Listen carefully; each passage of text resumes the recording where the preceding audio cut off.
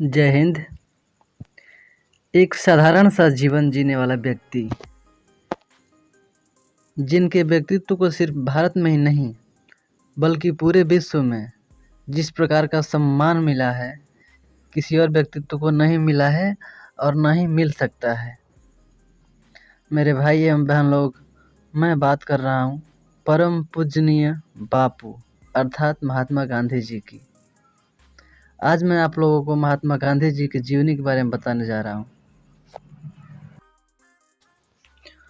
मेरे प्यारे देशवासियों, महात्मा गांधी जी का जन्म 2 अक्टूबर 1869 को गुजरात के पोरबंदर में हुआ था। गांधी जी के पिताजी का नाम करमचंद गांधी था, जो पेशे से दीवान थे। दोस्तों, गांधी जी की माँ जो थी वो करमचंद जी की चौथी और अंतिम पत्नी थी।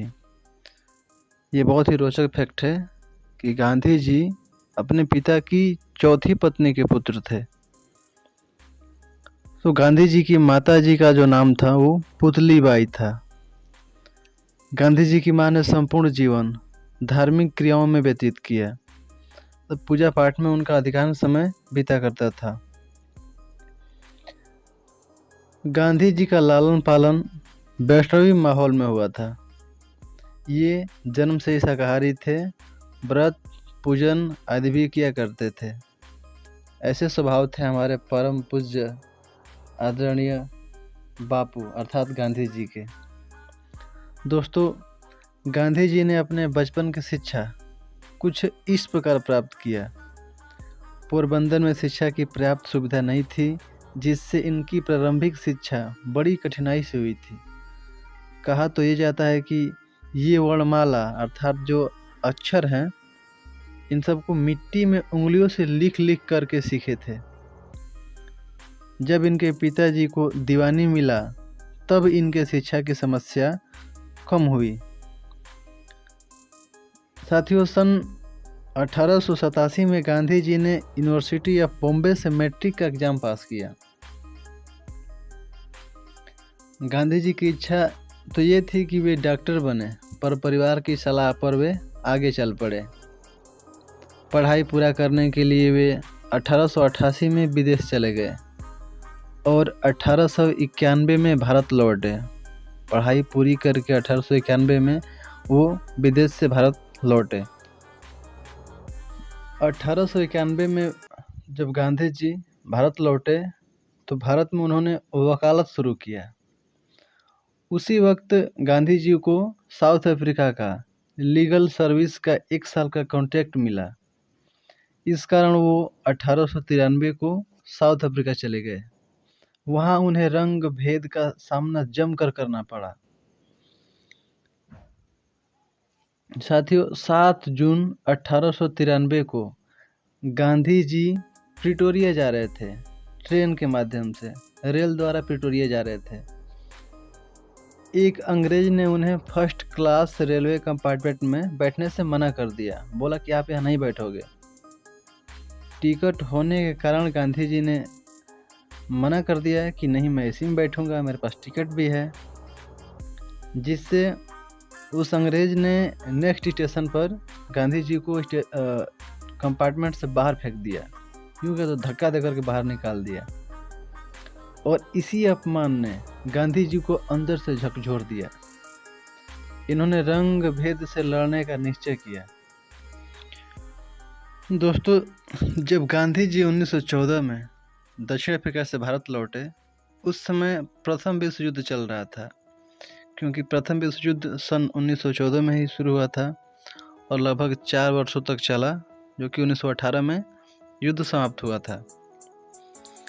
इसके बाद 1918 में चंपारण व खेड़ा आंदोलन के रूप में गांधी जी ने भारत में रहकर ब्रिटिश का विरोध किया, जो कि नील की खेती से संबंधित था।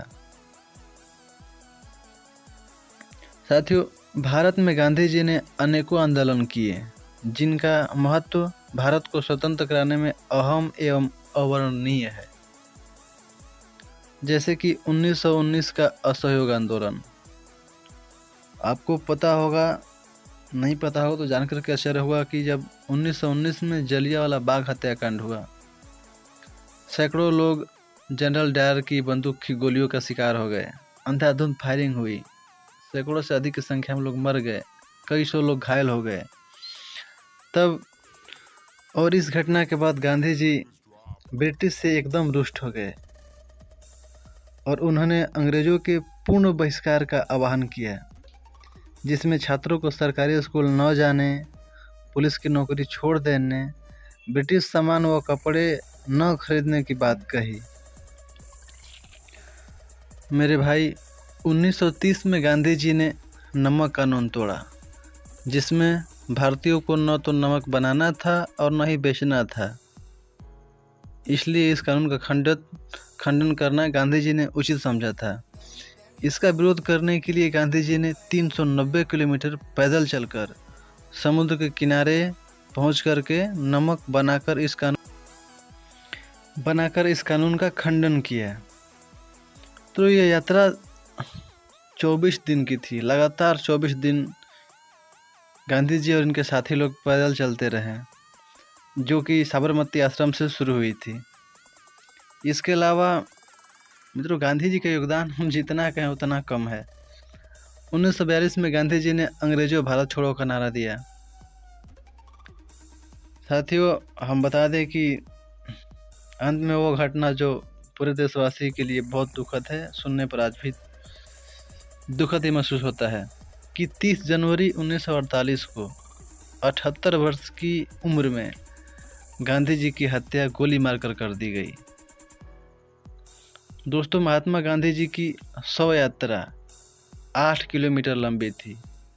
अब आप इनकी लोकप्रियता का अंदाज़ा लगा सकते हैं और इनकी अनुयायियों की संख्या का भी अंदाज़ा लगा सकते हैं आप। तो गांधी जी का अंत नहीं हो सकता है। ये अमर थे, अमर हैं और अमर रहेंगे।